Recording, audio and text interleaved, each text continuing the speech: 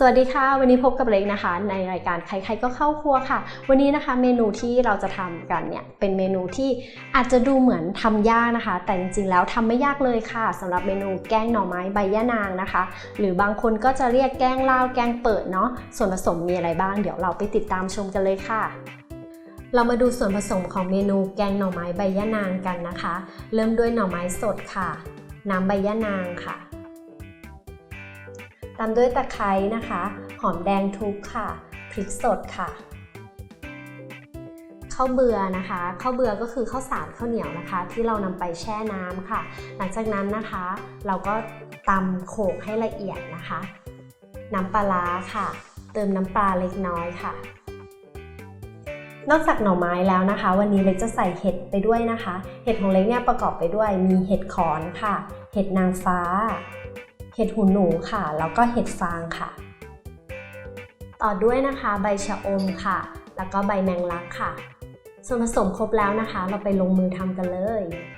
เรามาเริ่มลงมือทำเมนูแกงหน่อไม้ใบย่านางกันเลยนะคะเริ่มจากขั้นตอนแรกนะคะก็คือหน่อไม้วันนี้นะคะเล็กได้หน่อไม้สดซึ่งเป็นหน่อไม้ไผ่ตรงหน่อหวานมานะคะซึ่งก็หน่อก็ไม่ใหญ่มากนะคะตรงนี้เราก็นำมาฝานนะคะแบบไม่ต้องหนามากฝานบางๆนะคะหลังจากนั้นเราก็นำไปต้มในน้ำเกลือนะคะสัก 1-2 น้ำเพื่อให้หน่อไม้เนี่ยมีรสหวานนะคะแล้วก็ไม่ฝาดหรือว่าขมค่ะหลังจากนั้นเราก็เทน้ำออกนะคะแล้วก็เตรียมพักไว้ค่ะสำหรับที่จะมาทำแกงหน่อไม้นะคะต่อไปในส่วนของใบย่านางนะคะใบย่านางเราก็นำไปขยี้กับน้ำนะคะหรือว่าจะปั่นก็ได้แล้วก็กรองเอาเฉพาะน้ำนะคะวันนี้เนี่ยเล็กใช้ในแบบปั่นนะคะก็จะได้เป็นน้ำใบย่านางแบบเข้มข้นเลยก็คือใช้ประมาณ1ถ้วยในอัตราส่วนเท่านี้นะคะกับน้ำเปล่าอีก1ถ้วยนะคะโอเคตรงนี้เราตั้งหม้อไว้ละเราก็ใส่ลงไปเลยจริงๆถ้าตอนเด็กๆเล็กจะเป็นคนแบบรับหน้าที่ขยี้ใบย่านางนะตอนที่แบบเป็นเด็กแล้วก็น้ำที่ได้จากที่เราขยี้มันก็จะไม่ได้แบบสีเขียวเข้มมากอะไรอย่างเงี้ยค่ะก็กำลังพอดีอันนี้ก็จะได้น้ำแบบสีเขียวเข้มๆเลยถ้าใครกลัวว่าแบบกลิ่นมันจะแบบเหม็นเขียวไปไหมอะไรอย่างเงี้ยก็ไม่ต้องนำไปปั่นก็ได้ค่ะเพราะว่าถ้าปั่นเนี่ยมันก็จะแบบมันจะเขียวมากเลยแหละตรงนี้เดี๋ยวเรารอให้เดือดสักหน่อยนะคะแล้วเราก็จะใส่เกลือเล็กน้อยค่ะแล้วก็ตะไคร้นะคะหลังจากที่น้ำเริ่มเดือดเล็กน้อยแล้วนะคะเราก็จะใส่ตะไคร้ค่ะ2ต้นแล้วก็เติมเกลือค่ะสัก1ช้อนชารอให้เดือดหน่อยนะคะแล้วเราก็ใส่น้ำปลาร้าค่ะโอเคค่ะหลังจากเริ่มเดือดแล้วนะคะเราก็จะใส่ในส่วนของพริกค่ะกับหอมแดง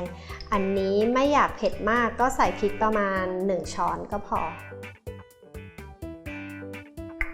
แล้วก็หอมแดงค่ะประมาณ 4-5 หัวค่ะอันนี้เราก็เอาไปโขลกหยาบเรียบร้อยแล้วนะคะแล้วก็เติมน้ำปลาร้าได้เลยน้ำปลาร้าสัก3 ช้อนจริงๆอยากให้นัวกว่านี้ก็ใส่น้ำปลาร้าอีกได้เลยค่ะเดี๋ยวอันนี้ลองขอตอนมันเดือดงวดๆแล้วเดี๋ยวขอลองชิมดูก่อนถ้ารสชาติมันยังอ่อนปลาร้าไปหน่อยเดี๋ยวเล็กจะเติมปลาร้าอีกสัก1 ช้อนนะคะ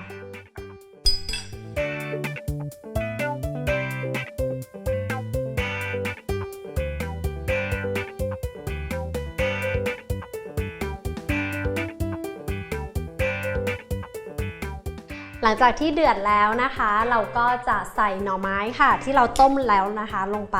อันนี้ก็หน่อไม้ต้มเอาความขมความฝาดอะไรออกเรียบร้อยหมดละใส่ลงไปเลย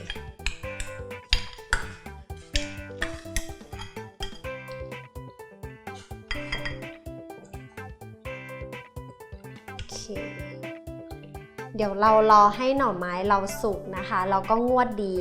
กันกับน้ำใบย่านางนะคะแล้วเดี๋ยวเราก็จะค่อยปรุงในส่วนอื่นต่อไปค่ะ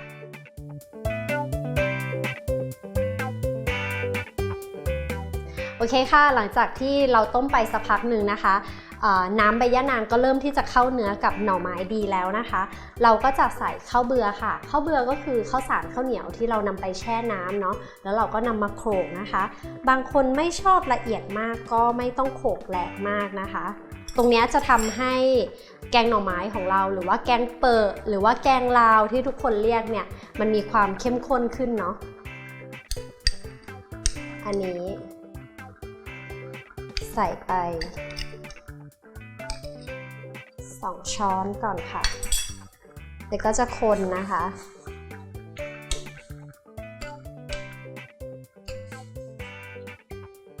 ตรงนี้เราสามารถปรุงรสเพิ่มได้เลยนะคะ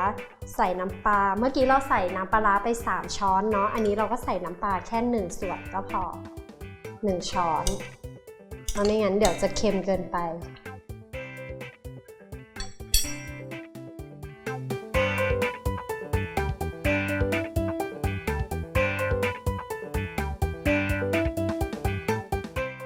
โอเคค่ะหลังจากที่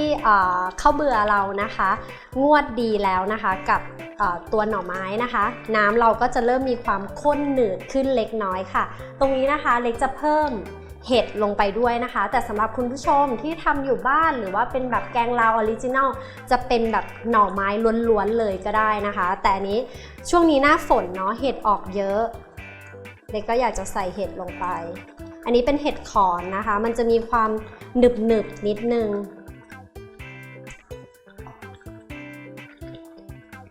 เห็ดฟาง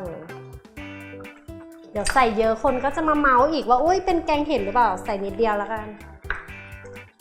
ให้รู้สึกว่าแบบหน่อไม้เป็นพระเอกเห็ดนางฟ้านะคะทีนี้ก็รอเห็ดสุกค่ะพอหลังจากที่เห็ดสุกแล้วนะคะเราก็ปิดท้ายด้วยใบชะอมค่ะแล้วก็ใบแมงลักค่ะก็พร้อมเสิร์ฟได้เลย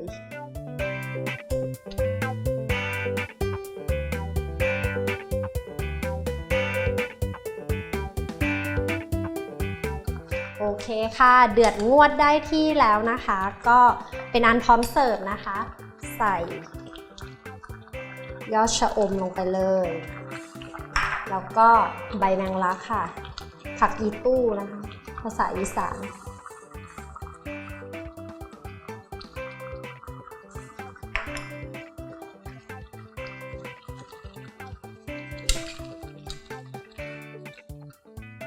จะใส่พริกลูกโดดลงไปด้วยก็ได้นะคะแล้วก็ปิดไฟพร้อมเสิร์ฟได้เลยค่ะ